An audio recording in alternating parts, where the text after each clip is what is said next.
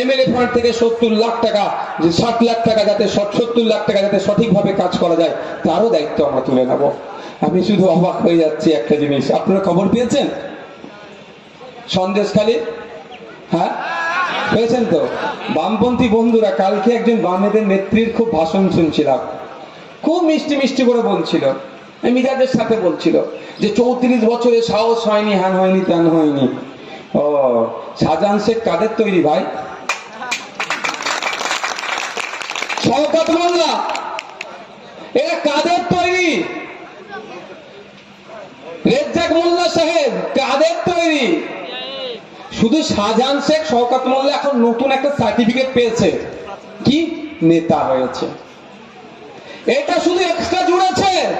সেই নেত্রীর উদ্দেশ্যে বলছি, আপনারাই তো হাতে করে শাহজাহান শেখকে তৈরি করেছিলেন ভোট লুটার জন্য।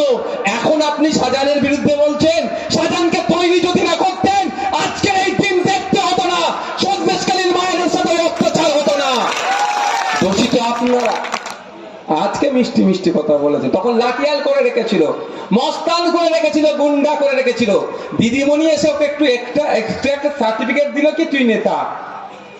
হ্যাঁ আজকে মিষ্টি মিষ্টি কথা বলছে। এটা চাকরি চুরি গিয়েছে 26,000। একটা কথা বলছিল কাকুরার চালের কথা, আপনাদের বলে রাখি, আপনারা আমার বাড়ির সন্তানরা, দিন আনে দিন খাই আমরা। মাস গেলে কৃষক যারা আছেন 7,000-এর নিচে ইনকাম আপনাদের, আমি বলে রাখছি আপনাদেরকে। 7,000 টাকার নিচে গড় মাসিক ইনকাম আপনাদের। তারপরেও ছেলে মেয়েদেরকে এখানে কলেজ নাই, বাইরে কলেজে পড়াচ্ছেন, কলকাতায় পড়াচ্ছেন, হোস্টেলে পড়াচ্ছেন, দিন রাত মেহনত করে ইনকাম করে সেগুলোকে পড়ালেন কেন? ছেলে মানুষ হবে, শিক্ষিত হবে, চাকরি করবে, চাকরি শেষ যখন করবে মাইনেটা যখন পাবে একটু শান্তিতে থাকবো, তাই তো? কেউ ভ্যান চালায়, কেউ চা বিক্রেতা, কেউ সবজি বিক্রেতা, একটাই লক্ষ্য এটাই যে আমি ছেলে মেয়েগুলোকে একটু মানুষ করি কষ্ট করে, ওর মাইনেতে আমার চলবে সংসার। কিন্তু দুঃখের বিষয় এই তাহের সাহেবদের সরকারেরা, এই অভিষেক ব্যানার্জির সরকারেরা, এই মমতা ব্যানার্জির সরকারেরা কি করেছে? এই চাকরিগুলো বিক্রি করেছে, মেয়েরাগুলোকে বিক্রি করেছে। তবে একটা কথা বলে রাখি আপনাদেরকে, এখানে চ্যালেঞ্জ করে বলছি আমি, সাহস থাকলে আমার চ্যালেঞ্জকে গ্রহণ করো। রাম বাম যারা আছে সবাইকে বলছি, সব চাকরি বিক্রি হয়নি, কিছু মেধার ভিত্তিতে হয়েছিল। আজকে অপদর্থ রাজ্য সরকারকে বারবার এসএসসি কে কোর্ট বলেছিল কারা স্বচ্ছভাবে নিয়োগ করেছে তাদের লিস্ট দাও, সেগুলো বাদে যারা অস্বচ্ছতা অবৈধ পন্থা অবলম্বন করে হয়েছে তাদেরকে বাতিল করতো, কিন্তু রাজ্য সরকার সেটাকে দেয়নি।